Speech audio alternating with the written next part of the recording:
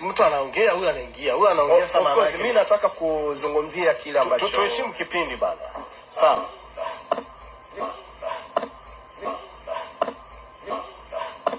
Tuheshimu kipindi. Nadhani unasikia tuko vizuri na unachokukumbushia wakati sasa, lakini sogezea mic. Nani alichokuwa nadhani kwa sababu hoja mkai imeeleweka. Hivi nyie wachambuzi wa clown hapo, mna shida gani na Hansi? Uchambuzi wa Hansi unawaumiza wapi? Hebu niambieni. Mimi nimefuatilia. Pomkai wewe ni mtangazaji, Jumayo wewe ni mtangazaji, wachambuzi hapo ni Jemedari, ni Hansi Rafaeli. Jemedari akiwa anachambua sijawahi kuona hata siku moja mnamkatisha. Hansi mna shida naye gani? Kwa nyinyi mlokuepo hapo studio hapo, hakuna mtu anemfuatilia anayemkamata Hansi kwa wafuasi. Hakuna mtu anemkamata Hansi kwa kufuatiliwa. Hakuna mtu anemkamata Hansi kwa engagement. Ina maana Hansi ndiye mchambuzi maarufu hapo kwenye kipindi chenu.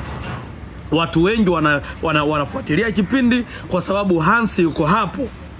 Huwezi kuwa maarufu kama unachambua visivyo kuwa na maana. Hansi ndiye mchambuzi ambaye kwangu mimi mchome mapovu, mchambuzi bora Tanzania, Hansi Rafaeli. 2024-25, 2025-26 ndiye mchambuzi bora. Wafuasi wengi wa kipindi chenu wanafuatilia kwa ajili ya kumsikiliza Hansi Rafaeli, mchambuzi bora anaongea. Mna shida naye gani? Hansi Rafaeli ana shida gani na nyie? Mbona mnamnyanyasa? Hansi Rafaeli anashindwa kuongea. Shida nini?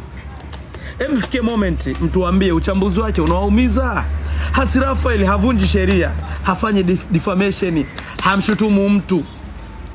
Mbona mnamkatisha?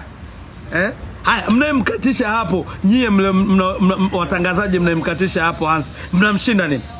Mnamkamata Hansi kwa kipi?